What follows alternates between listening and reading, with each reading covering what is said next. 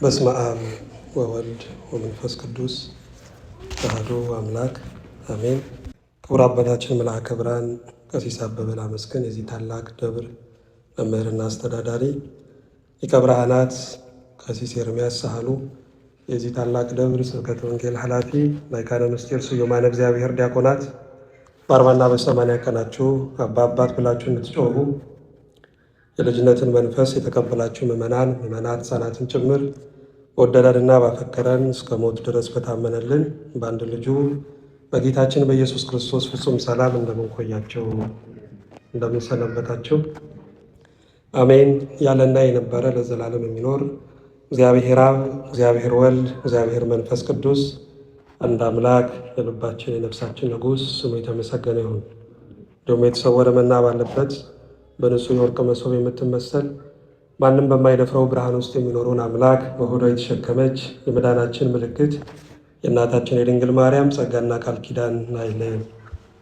እግዚአብሔር የሰጠን የትምህርታችን ርዕስ አድርገህልኛልና ለዘላለም አመሰግንሃለሁ የሚለው ቃሉን የምናገኘው መዝሙረ ዳዊት መዝሙር 51 ቁጥር 9 ላይ ይሆናል። ክፍሉን አንድ ጊዜ አነብላችኋለሁ። ለመዘምራን አለቃ ኤዶማዊው ዶይቅ መጥቶ ለሳኦል ዳዊት ወደ አቤሜሌክ ቤት መጥቷል ብሎ በነገረው ጊዜ የዳዊት ትምህርት። ኃያል ሆይ በክፋት ለምን ትጓደዳለህ? ሁልጊዜስ በመተላለፍ አንደበትህ ኃጢአትን ያስባል። እንደ ተሳለ ምላጭም ሽንገላን አደረግ። ከመልካም ይልቅ ክፋትን፣ ጽድቅም ከመናገር ይልቅ አመፃን ወደድክ። የሚያጠፋ ቃልን ሁሉ የሽንገላ ምላስንም ወደድክ።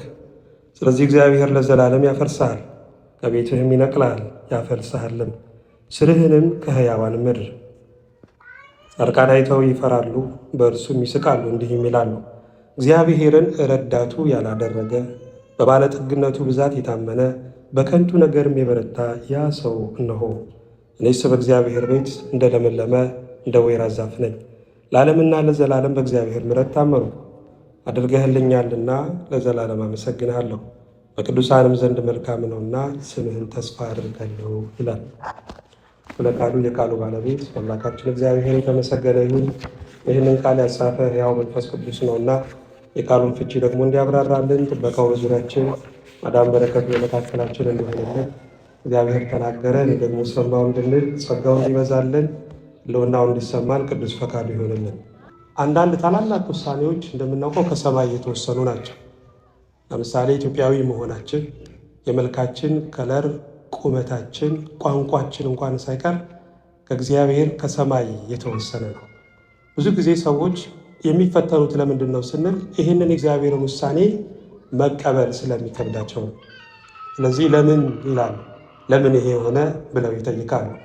ለምን ግን መልስ የሌለው ጥያቄ ነው። ለምን የቋንጃ እከክ ነው፣ አግኝታችሁ እንኳን የምታኩት አይደለም። ለምን ውሃ ውስጥ እንዳለ ድንጋይ ወይም ማለት ነው፣ አይረካም፣ አይርስም።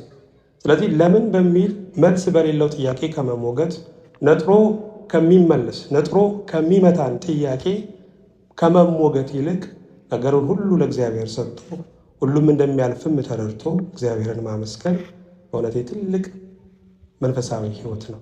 እንደምናውቀው ምሬት ጨለማን ብርሃን የማድረግ አቅም የለውም።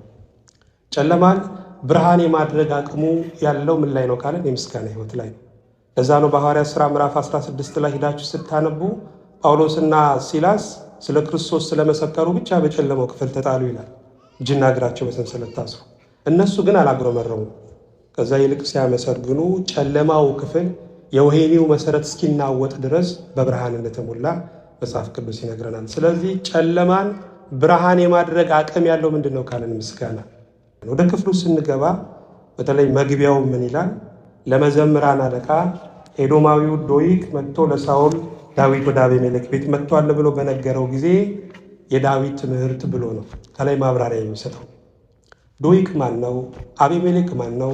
ክፍሉስ የተጻፈበት ምክንያትና ዓላማ ምንድን ነው ካልን አንደኛ ሳሙኤል ምዕራፍ 9 ጀምራችሁ ቤታችሁ አንብቡ፣ የቤት ስራ። ያኔ መዝሙረ ዳዊት መዝሙር 51 ለምን እንደተጻፈ ይገባናል። እንደምናውቀው እስራኤላውያን እግዚአብሔር ንጉሥ ሆኖ ነበረ የሚመራቸው። እነሱ ግን ንጉሥ ሹምልን አሉት። ደግሞ ንጉሥ ሹምልን ቢሉት መልካም ነበረ። እንደ አሕዛብ ያለ ንጉሥ ሹምልን ብለው ሳሙኤልን ጠየቁት።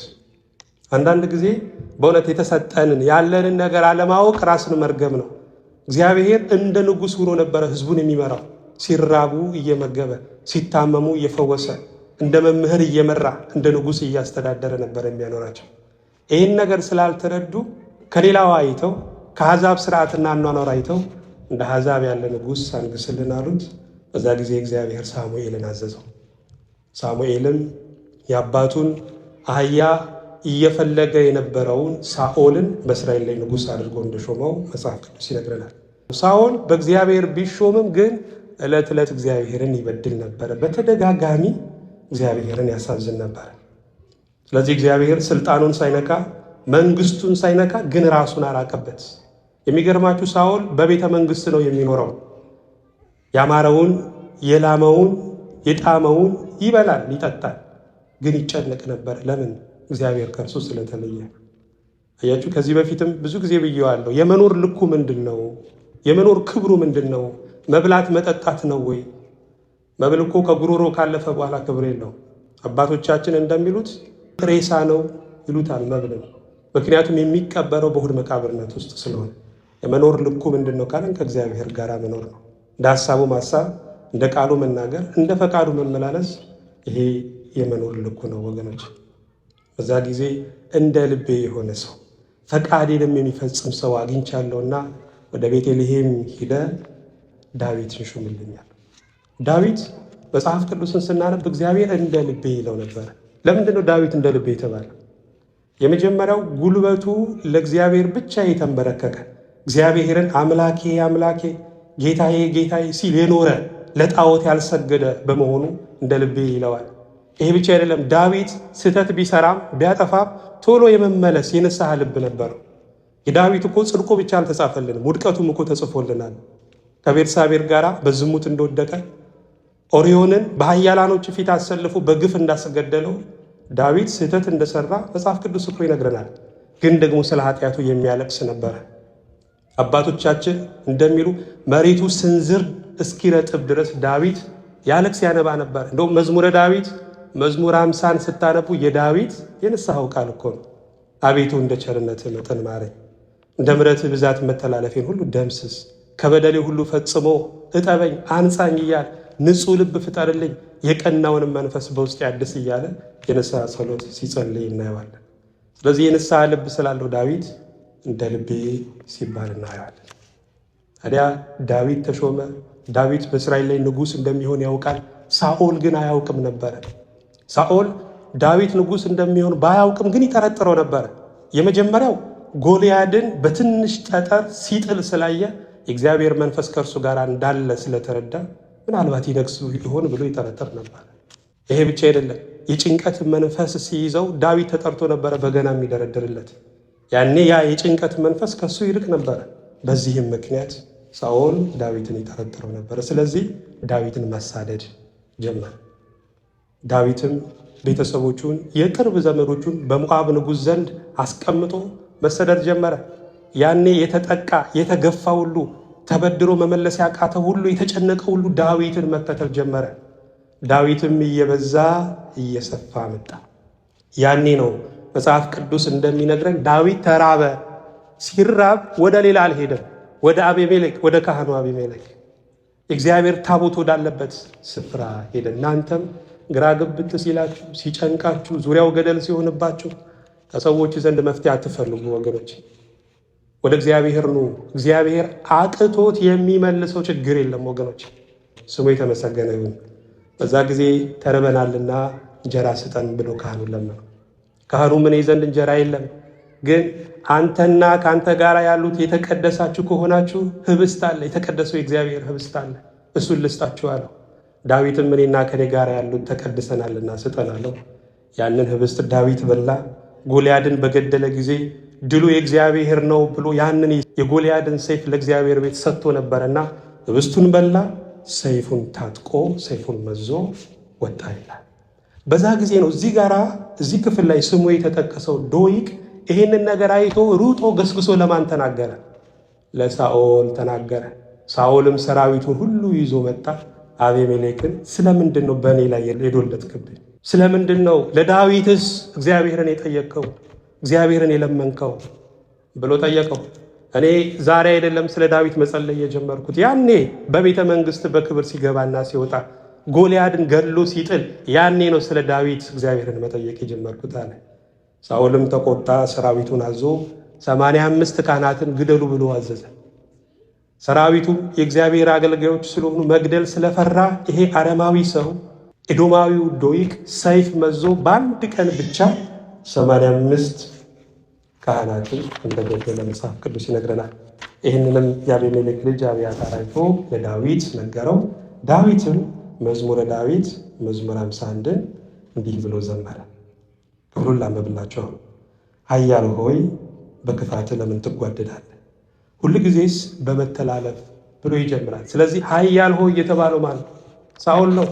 ኃያል ሆይ በክፋት ለምን ትጓደዳለህ? በምትሰራው ስህተት፣ በምታጠፋው ጥፋት፣ በግፍ በበደል ስለምን ትኮራለህ? ስለምን ትታበያለህ? አይበቃህም ወይ እያለው። ምክንያቱም መጨረሻው የሚያምረው መልካም ነገር ብቻ ነው ወገኖች። መልካምን ቀን ለማየት መልካም መሆን ያስፈልጋል። ብሩህ የሆነን ቀን ለማየት ዛሬ ብሩህ መሆን ያስፈልጋል። ካለበለዚያ በጥፋት መንገድ የምንሄድ ከሆነ አትጠራጠሩ ወገኖች፣ የመጨረሻው ውድቀት ነው። ስለዚህ ይብቃ እያለ ነው። በሌላም ቦታ ሬክዎ ለኃጥእ አብየ ወተላለ ከመ አርዘ ሊባኖስ ወሶበ ይገባ ኃጣይክዎ ሐሰስኩ ወይረከብኮ መካኖ ነው የሚለው። ኃጢአተኛ እንደ ሊባኖስ ዝግባ አብቦና አፍርቶ አየሁት፣ ስመለስ ግን አጣሁት፣ ፈለኩት ቦታውን እንኳን አላገኘሁትም ነው የሚለው ወገኖች። የፈለገ በደለኛ የሆኑ ሰዎች ከፍ ቢሉ ቢለመልሙ ቢያድጉ አንድ ቀን ግን በእግዚአብሔር በቀል ውስጥ መውደቃቸው አይቀርም ወገኖች። አንዳንድ ጊዜ እግዚአብሔር ለምንድን ነው የሚሾመን ወገኖች? ለምንድን ነው ከፍ የሚያደርገን? በእውቀት ከፍታ፣ በስልጣን ከፍታ፣ በሀብት ከፍታ፣ በዝና ከፍታ ላይ ለምንድን ነው የሚያስቀምጠን? ሊታዘበን ነው፣ ሊፈትነን፣ ሊመረምረን ነው ወገኖች። ለዛ ነው እኮ በሌላም ቦታ ዳዊት መዝሙረ ዳዊት መዝሙር 74 ቁጥር 2 ላይ ጊዜውን ስቀበል እኔ በቅን ፈርዳለሁ ይላል። የምን ጊዜ? የስልጣኑን ጊዜ ስቀበል፣ የሀብቱን ጊዜ ስቀበል፣ የዝናውን ጊዜ ስቀበል ያኔ እኔ በቅን ፈርዳለሁ ይላል። ቅን ፍርድ ደግሞ ያለው በችሎት ብቻ እንዳይመስላችሁ፣ ፍርድ ቤት ብቻ እንዳይመስላችሁ። ከሰዎች ጋር ባለን ግንኙነት፣ በማህበራዊ ኑሯችን ቅን ፍርድ አለ።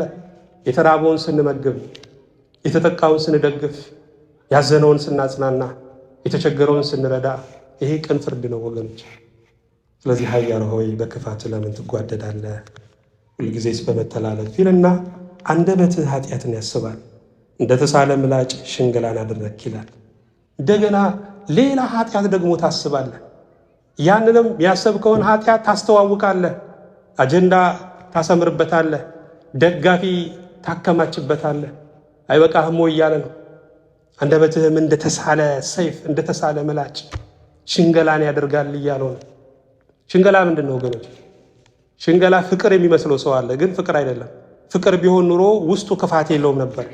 ሽንገላ ጸብም አይደለም። ጸብ ቢሆን ኑሮ በመካከል አስታራቂ ሽማግሌ ይገባ ነበር። ሽንገላ እንደ ፍግ እሳት ውስጥ ውስጡን የሚሄድ ነው ወገኖች።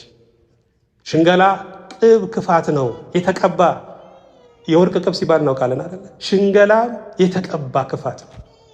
በአንደበት መልካም እየተናገሩ በልብ ክፉ ማሰብ ሽንገላ ይባላል። እግዚአብሔርም ከሚጠላው ስህተትና ኃጢአት አንዱ ምንድን ነው ካለን ወገኖች ሽንገላ ነው። ምክንያቱም እግዚአብሔር ያውቀዋል። ጥርስ የሸፈነውን ልባችንን እግዚአብሔር ያውቀዋል። በሰዎች አይምሮ፣ በሰዎች ልቦና አሹፈንና ቀልደን ልንገባ እንችላለን። እግዚአብሔር ግን ያውቀዋል ወገኖች። ይሄ ብቻ አይደለም። መዝሙረ ዳዊት መዝሙር 54 ቁጥር 23 ላይ የደም ሰዎችና ሸንጋዮች ዘመናቸው ግማሽ አይሞላም ይላል። የደም ሰዎች፣ ደም የሚያፈሱ ሰዎች እድሜያቸው ግማሽ አይሞላም። የሰው እድሜው ስንት ነው? 70 ወይም 80 ነው። እንግዲህ ግማሽ አይሞላም ከተባለ ከ40 የሚያንሳል ማለት ነው ወገኖች። ሸንጋዮችም ልክ እንደዛው ናቸው። ምክንያቱም ደም ማፍሰስ ሰው መግደል ነው፣ ሽንገላም ደግሞ ነፍስን መግደል ነው ወገኖች። ከሽንገላ ኃጢአት እግዚአብሔር ሁላችንን መከረነት ይሰውራል። ቁጥር 3 ላይ ከመልካም ይልቅ ክፋትን፣ ጽድቅን ከመናገር ይልቅ አመፃን ወደድክ። ዳዊት እዚህ ጋራ ስለ ምርጫ እየተናገረ ነው። ከጽድቅ ይልቅ ምንን መረጥክ? ኃጢአትን ወይም ክፋትን መረጥክ እያለው። ህይወትን ከባድም ቀላልም የሚያደርገው የምርጫ ጉዳይ ነው። ዛሬ ሰዎች ለምንድን ነው እያለቀሱ የሚኖሩት? ግድግዳ እየደበደቡ መሬት እየመቱ በገዙት ውድ አልጋ ላይ መተኛት አቅቷቸው እንደ ጅብ ሌሊቱን ሙሉ ውጭውን ሲዞሩ የሚያድሩት ለምንድን ነው ካለን በምርጫ ጉዳይ ነው ወገኖች፣ በምርጫ ጉዳይ። ስለዚህ ስትመርጡ እንደ እግዚአብሔር ቃል ምረጡ፣ ጸልያችሁ ምረጡ። እስክትጸልዩ ድረስ የሚያመልጣችሁ በረከት ካለ ያምልጣችሁ፣ ይለፋችሁ ወገኖች። አዎ ከዚህ በፊትም ብየዋለሁ። በዓለም ላይ ሶስተኛ ወይም ገለልተኛ የሚባል ድንኳን የለም። ሁለት ድንኳን ነው ያለው። አንዱ መልካም፣ ሌላው ክፋት። አንዱ ጽድቅ፣ ሌላው ደግሞ ኃጢአት። ራሳችንንም የምናገኘው ግድ በአንዱ ድንኳን ነው ወገኖች። እንደ እግዚአብሔር ቃል መልካሙን እንድንመርጥ መድኃኔዓለም በቸርነቱ ሁላችንን ይርዳን። ይሄ ቃል ለዶይቅም የተናገረ ነው። ዶይቅ ዳዊትን መሸሸግ ይችል ነበር፣ መሰወር ይችል ነበር። ዳዊት ስደተኛ ነው፣ ተንከራታች ነው። ከዛ ይልቅ ግን ዳዊት ያለበትን ስፍራ ያደረገውን ነገር ሂዶ ለሳኦል ሲናገር ነው የምናየው ወገኖች። የሚያጠፋ ቃልን ሁሉ የሽንገላ ምላስንም ወደድክ ይላል ዝቅ ብሎ። የአንደበት ኃጢአት እንዴት ብሎ እንደሚያድግም ደግሞ በዚህ ክፍል ላይ እናያለን። መጀመሪያ ዶይቅ ሂዶ ለሳኦል ተናገረ። ያ የተናገረው ንግግር ደግሞ ቀጥሎ ሰይፉን መዞ ካህናትን በመግደል በድርጊት ሲፈጽመው ደግሞ እናያለን። ስለዚህ ሰዎች ብዙ ጊዜ የፎከሩበትን ነው የሚወርሱት፣ የተናገሩትን ነው የሚኖሩት ወገኖች። ስትናገሩ መልካም ቃል ተናገሩ፣ ከፎከራችሁም በመልካም ቃል ፎክሩ፣ በእግዚአብሔር ተማምናችሁ ፎክሩ ወገኖች። አንደበት የሕይወትና የሞት አቅጣጫ መሪ ስለሆነ፣ አንደበት ኃይል ስላለው ያዕቆብ መልእክትም አንደበትን እኮ እሳት ይለዋል። እሳት ሁለት ነገር አለው አይደል? የመጀመሪያው ምግብን ያበስላል፣ ከጀርም ምግብን ንጹህ ያደርጋል። አንደኛው ጥቅሙ። ሌላው ደግሞ እሳት የ50 ዓመት የ100 ዓመት ታሪክ ያለውን ከተማ በደቂቃ ውስጥ ያውድማል፣ ጥፋት ያስከትላል እሳት። ስለዚህ አንደበትም እሳት ነው ሲል በአንዱ አንደበት መልካም ቃልና ክፉ ቃል ይወጣል ነው። ግን እንዲህ አይሁን ብሎ ያዕቆብ ሲመክር እናየዋለን። በአንደበት የሚያረጋጉ፣ በአንደበት የሚያሳብዱ፣ በአንደበት አንድ የሚያደርጉ፣ በአንደበት የሚበትኑ፣ በአንደበት የሚያጽናኑ፣ በአንደበት የሚሰብሩ ብዙ ሰዎች አሉ ወገኖች። መሪዎች፣ ነገስታት፣ ጳጳሳት፣ መምህራን፣ ሰባኪያነ ወንጌል አርሰውና ቆፍረው እንዳይመስላችሁ ብዙ ሰዎችን መሰብሰብ የቻሉት በአንደበት ኃይል ነው ወገኖች። ለዛ ነው ቅዱሳን ሁሉ ስለ አንደበታቸው የጸለዩት። አቤቱ ለከንፈሬ ምን አኑር? ጠባቂ ያኑር ብለው ስለ አንደበታቸው ጸልየዋል ወገኖች። ምክንያቱም ከቃሌ የተነሳ ትጸድቃለህ፣ ከቃሌ የተነሳ ትኮነናለህ ስለሚል ወገኖች። ዛሬ ሰዎች እንደ ቀላል ከአንደበታቸው ክፉ ቃል አውጥተው ሰውን ይናገራሉ። ደግሞ ይናገሩና እንደሆነ ልናገር እንጂ ውስጤ ባዶ ነው ይላሉ።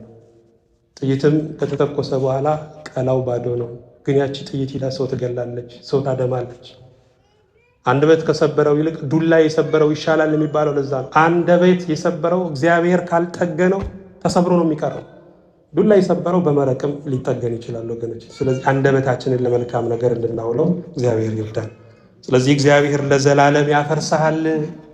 እግዚአብሔር ለማፍረስ ሲነሳ አልፈርስም ብሎ በፊቱም የሚቆም ማን ነው ወገኖች?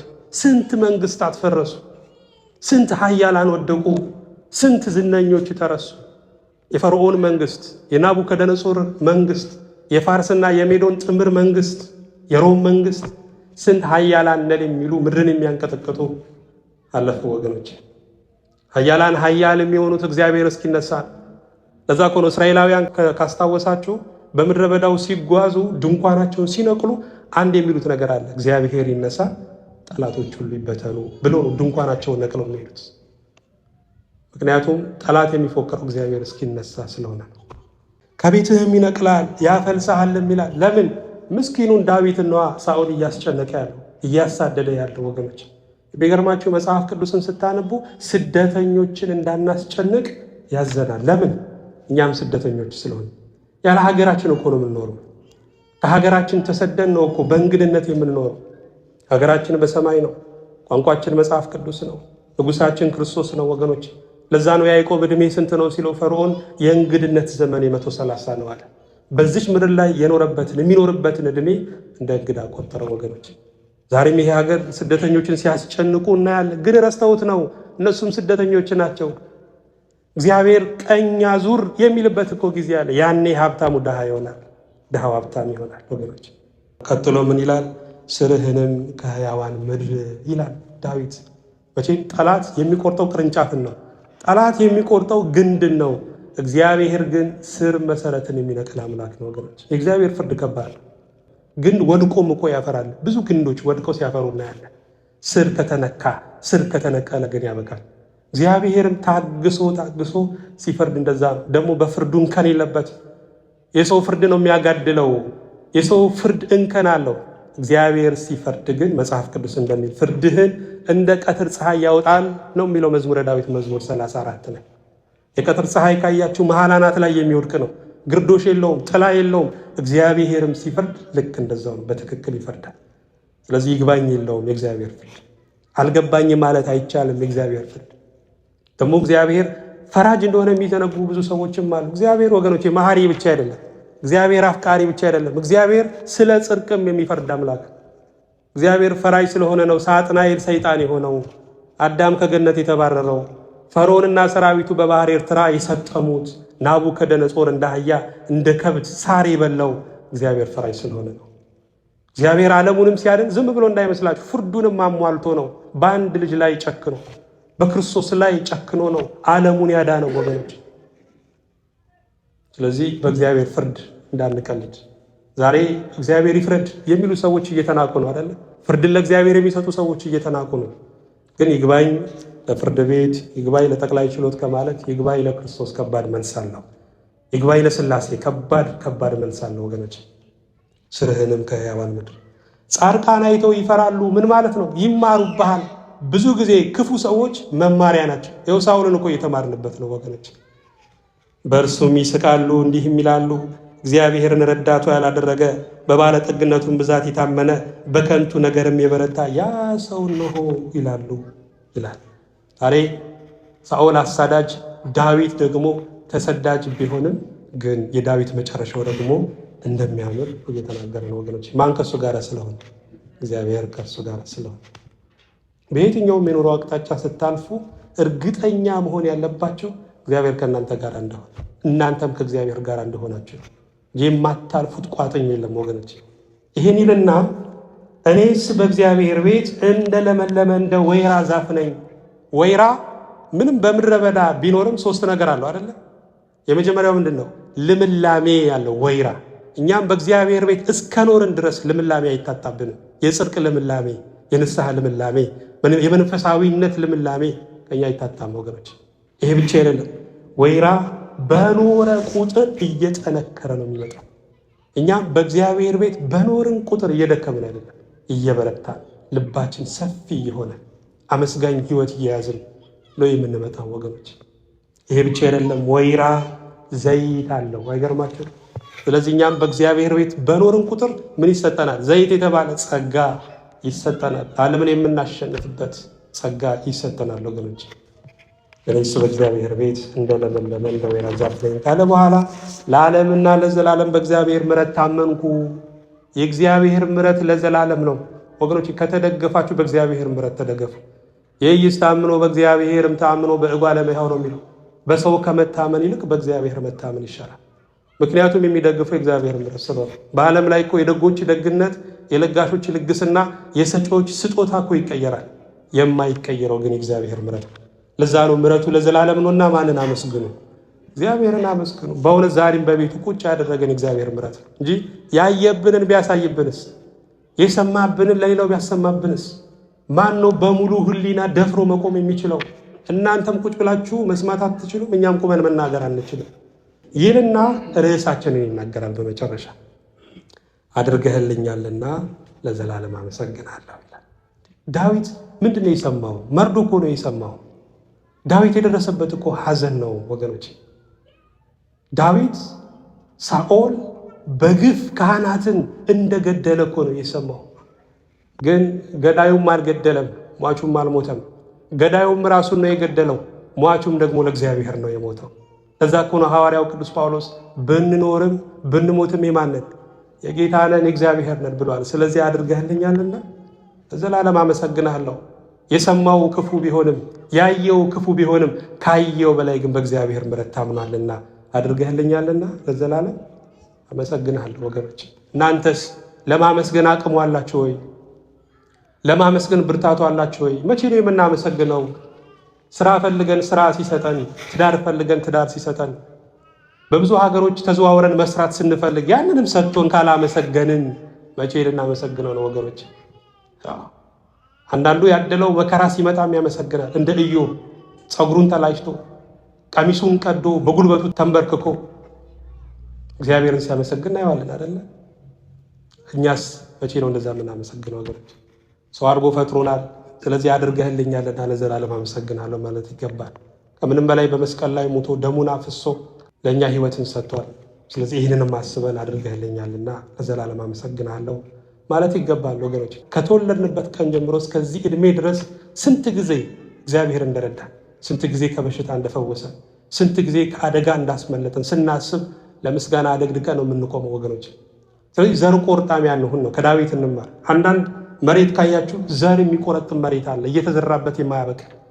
እኛም እግዚአብሔርን ውለታ ቆርጥመን ካልያዝን በስተቀር እግዚአብሔር ያደረገልን ነገር ብዙ ነው ወገኖች። ስለዚህ አድርገህልኛልና በዘላለም አመሰግናለሁ እንድንለው መድኃኔዓለም በቸርነቱ ይርዳል። በመጨረሻ በቅዱሳንም ዘንድ መልካም ነውና ስምህን ተስፋ አድርጋለሁ ይላል። በቅዱሳን ዘንድ መልካም የሆነው ምንድን ነው? በእግዚአብሔር ስም ተስፋ ማድረግ ወገኖች። ስለዚህ በሰው ተስፋ አታድርጉ፣ በነገስታት ተስፋ አታድርጉ። ተስፋ ካደረጋችሁም በእግዚአብሔር ተስፋ ማድረግ ነው። ምክንያቱም እግዚአብሔር ብዙ ጊዜ የሚቀጣን ተስፋ ባደረግንበት አቅጣጫ ነው። ምክንያቱም ሰው የሸምበቆ ምርኩዝ ነው ወገን፣ ስትደገፉት ይሰበራል። ተሰብሮ ቢያበቃ መልካም፣ ተሰንጥሮ ደግሞ ይወጋል።